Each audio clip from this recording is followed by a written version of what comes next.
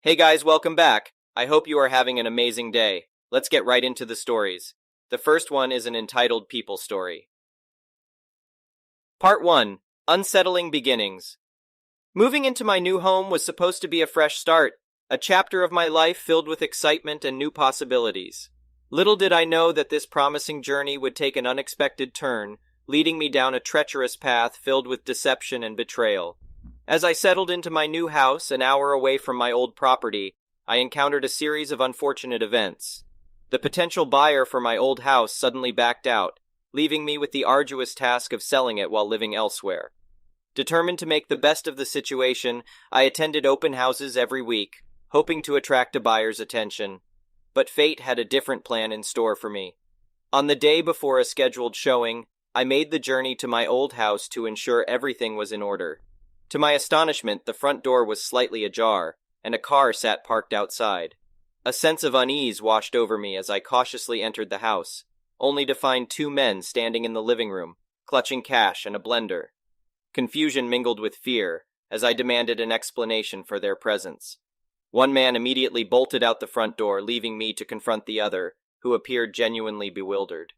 In a panic, he revealed that he had responded to an online ad, believing that the person selling the blender was the rightful owner of the house. My anger subsided as I realized the man had unknowingly fallen prey to a scam. I implored him to show me the online ads, hoping to gather evidence against the perpetrators. Armed with screenshots, I reported the incident to the police, only to discover that the culprits had used burner phones, leaving no trace of their identities. Frustrated but not defeated, a new plan brewed within me. I installed surveillance cameras to catch the criminals in the act if they dared to return. Little did I know that my battle against these squatters was far from over. Part 2. The Thrill of Justice. It didn't take long for the audacious criminal to resurface. 2 days later, my vigilant cameras captured him attempting to break in through a window. I wasted no time swiftly contacting the police and relaying the live footage of the ongoing burglary. My heart raced as I witnessed the officers storm into the house, prepared to apprehend the thief. But fate, it seemed, had a penchant for testing my resilience. Instead of being promptly handcuffed, the police calmly escorted the trespasser out, allowing him to walk away freely. Outrage coursed through my veins as I struggled to comprehend their leniency towards the man who had caused me so much distress. Determined to seek justice, I delved deeper into the matter. It came to light that during those weeks of absence, the squatter had not only sold my belongings, but had also taken up residence within the property itself. Frustratingly, my quest for justice transformed into a legal battle as I dragged the criminal before a judge. In the courtroom, I beheld the ragged appearance of the accused, who attempted to present himself as a victim of circumstance. Armed with irrefutable evidence, I made my case, highlighting the extent of the squatter's crimes. The defendant tried to justify his actions, arguing that the house had been abandoned and its contents were fair game.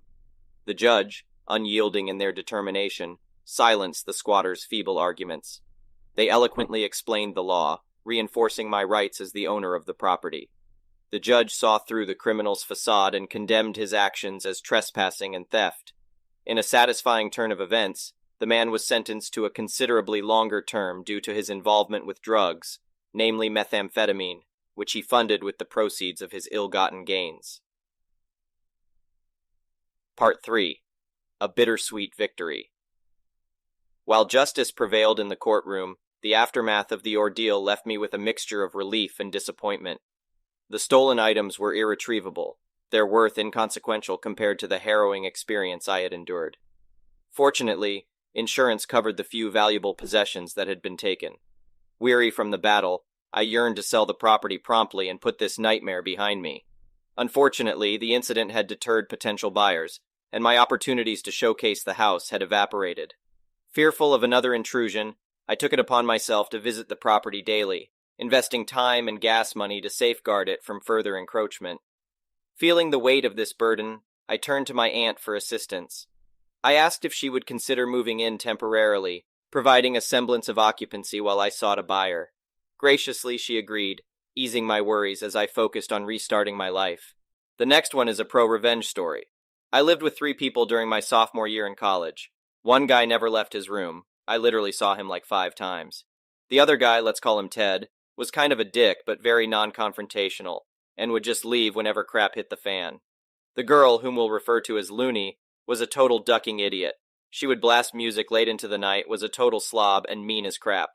For example, she once told one of my friends, who was bi and not fully out, that a real man wouldn't be watching Project Runway, so why are you in our apartment anyways? Mostly she was irritating and messy, but one night she crossed the line. I had gone out with friends, but about an hour into the night, I realized I had left my cell phone at home. I excused myself from my friends and headed down the hill to the apartment. We lived on the 4th floor. When I got into the courtyard, I heard Looney yell, "Hey, idiot, catch this!" I looked up and saw something silver flying at me. I actually hit the deck, not knowing what it was, and heard a crash as my cell phone shattered on the asphalt. I don't know if I have ever been madder in my life. Instead of screaming in the courtyard, I silently went upstairs where Ted was making drinks. Classy folks that we were, he was making Hawaiian punch and vodka. I asked him if he knew Looney was in my room with my cell, where she wasn't allowed, and he goes, "Yeah, but I didn't want her to get mad at me, so I didn't say anything." I decided I had had enough of both of them. I told him I'll get the drinks. I worked as a bartender, so I usually was in charge of drinks. He smiled and walked out of the kitchen. I put the vodka back in the freezer and got the Everclear. A lot of Everclear. Thankfully, the Hawaiian punch and a handful of sugar mixed in hid that fairly well.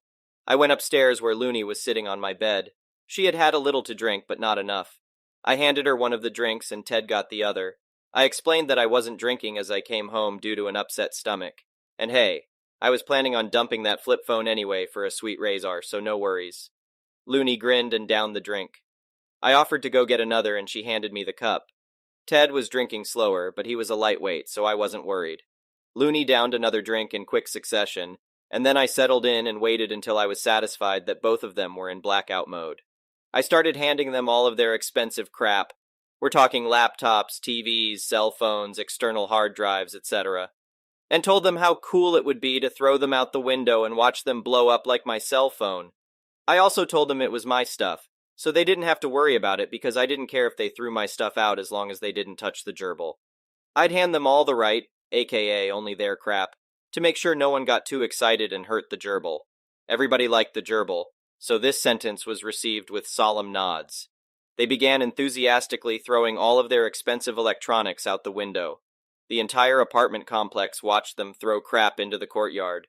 We attracted a small crowd of students walking past the complex who stopped to watch. When they ran out of stuff, I helped both of them get to bed over the course of another hour or so of talking them into sleeping it off. They both passed out. I quietly left the apartment complex. I met up with my friends again and told them I needed to stay somewhere for the night. Someone volunteered a couch. The next morning I returned around 10 a.m. and my apartment was in full-out panic mode. Looney was screaming her face off and told me she is going to ducking kill me when she saw me in the courtyard. She was still upstairs in the apartment. Ted was in the courtyard crying openly. Okay, I felt a little bad about Ted at this point. As I went to open the door to my apartment, Looney body slammed me up against the opposite wall, screaming that she was going to kill me for ruining all of her crap. A guy in the apartment across the hall opened up his door and shoved me behind him, telling Looney, "You crazy ducking idiot! You and Ted got drunk off your asses last night and threw all your own crap out the window. Silver Elf didn't have anything to do with it. She wasn't even here, she just got home. Last night she left with her friends to go to dinner way before that crap happened." Looney's jaw dropped open. "But it all went out her window! It had to be her! She was definitely here!" The neighbor shook his head.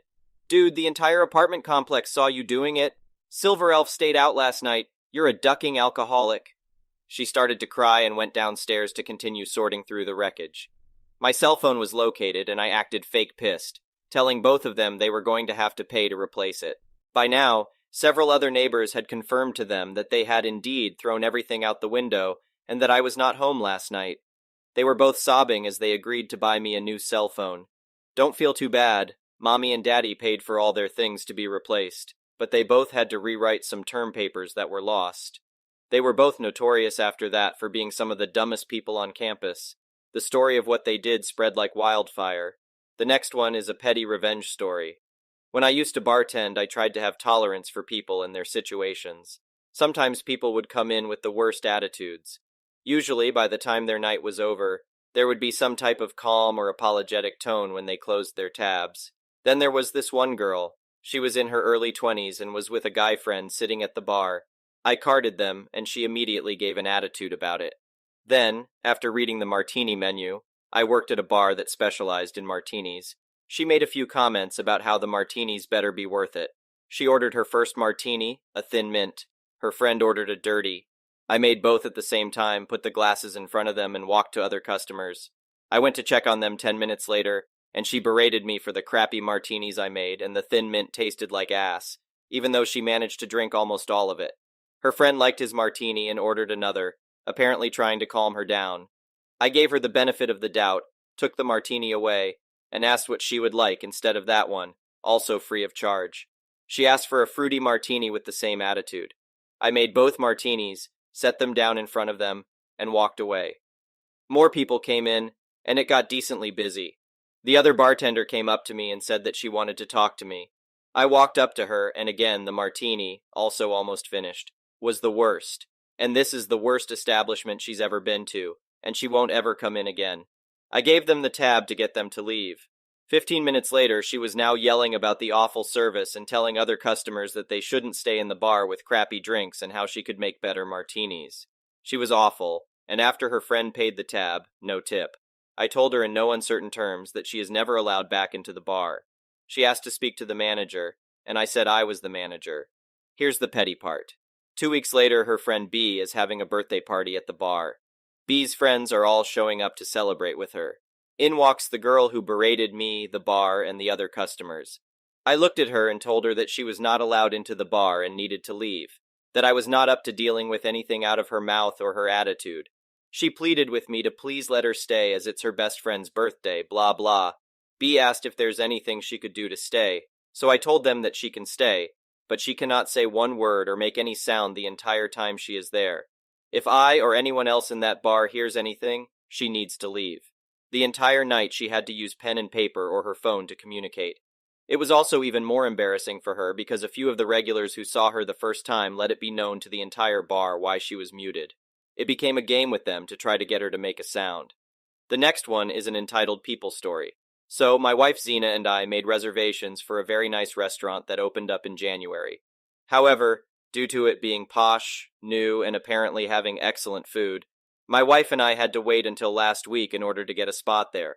So we got a babysitter and a nurse for my granny-in-law, and got all dolled up to go. We took my wife's car, and since it was brand new, she didn't want anyone but herself to drive it. So she dropped me off at the door and went to park the car. Now, it's important to note that we did call earlier and confirm the reservation, so the host was there. Now I am well dressed up. A nice suit, nice haircut, clean-shaven, and nice shoes, looking like a man of culture, and not as the tradesman I normally am. I guess at this point I should mention that I am not fully white. I'm Irish-American on my dad's side, but more importantly, I am also half Cuban, which comes from my mom's side. While I do mostly look like my father, I have darker skin, brown eyes, and black hair like my mother's side of the family. From the way the host looked at me, I just knew this was going to be a problem. He had the face of a man that was witnessing a dog taking a dump on the carpet and scrunched his nose like he was smelling its crap.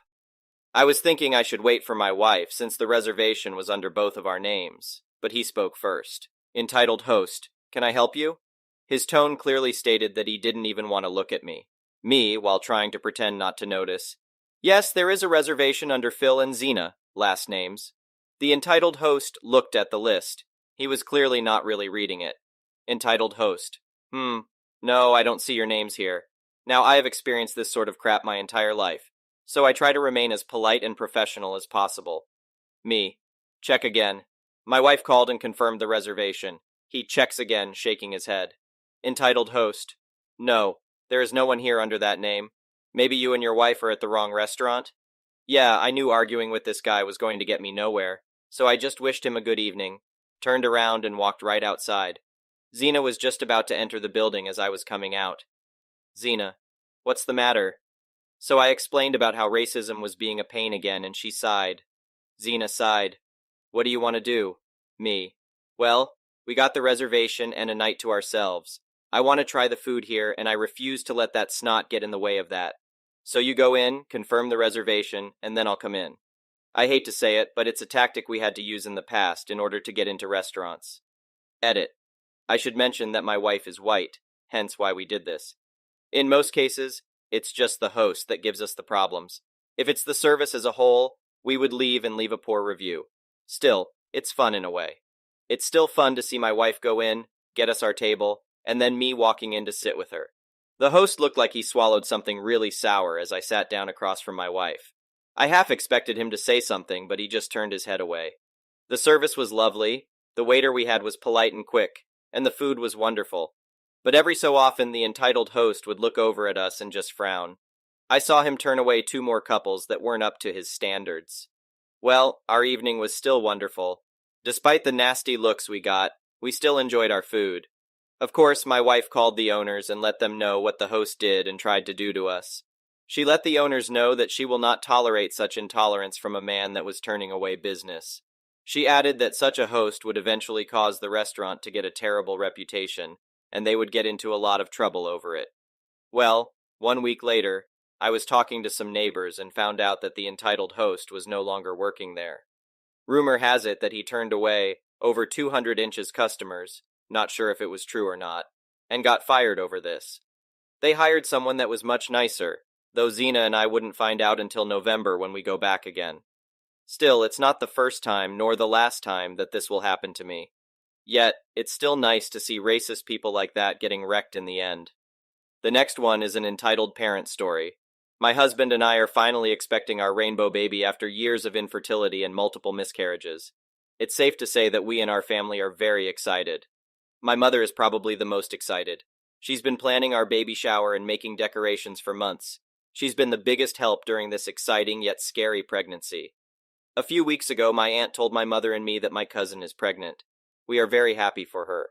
However, my aunt said their plan is to announce her pregnancy at my baby shower since we are having a big party anyway. She said it's not a big deal, and we both can share the day. I said absolutely not, because we have been waiting for this day forever, and it should be all about me and my rainbow baby. My mother is on my side and told my aunt that they better not announce anything at the party. My aunt dropped it, and nothing else was ever said. Last Saturday was my baby shower. It was everything I've waited for. Everything is going well, and no one has announced my cousin's pregnancy. When it was time for us to eat my cake, my aunt said, hold on, everyone," and went outside to her car to grab something. That was the moment I knew something was up. My mother and I followed her outside, and my aunt decided to bring a cake announcing my cousin's pregnancy and some presents for my cousin. My mother immediately told my aunt that she would not be bringing those back into the rec center, and they would not be ruining my day. My aunt started throwing a fit, screaming, "This is a baby shower, it's for babies. Cousin is having a baby too, so this day is about her too." My cousin now joined the screaming and said how upset she was that everything is always about me, and why do we always have to be happy for me? They would not stop screaming, so they were kicked out by the rec center's security, and half of our family was upset that I wouldn't let her have a moment at my shower. So they left too. Now, everyone is bashing my mother, myself, and our rainbow baby on Facebook, group family texts, anything at all. The next one is an entitled parent story. I, minor, am currently sitting on the toilet, writing this in incredible pain. Last night I was sent to the ER because my stomach was in serious pain. I came back with violent diarrhea and I ended up vomiting blood all over my floor. My mom claims that she cannot take care of it and that I should be able to, even when I am crapping blood. She has been told multiple times for over a year to take me to a gastrointestinal specialist because I'm experiencing symptoms of something chronic, but she will not take me. She believes it is my fault that I am this way, even though I try my absolute best to take care of myself while suffering from severe mental illness. She took their suggestion for me to see a specialist as a "you were wrong" on her part, and is claiming that if I just ate better, I would be fine. She is aware that I am recovering from an eating disorder, and even before that started, I had serious stomach issues. Last night, I threw up blood and bile onto the floor of my room, and I am unsure how to clean it because the smell would most likely make me vomit again. It is a genuine biohazard, but she has forbidden me from cleaning it myself, saying that she doesn't want to deal with me asking how, and that she will take care of it. She said this last night, and now, almost 10 hours later, she has not made any effort to help clean it or tell me how to clean it. I cannot change clothes because it is in my room. I cannot sleep because it is in my room, and I cannot put on pants because it is in my room. When I ask her to just tell me how to clean it, she refuses.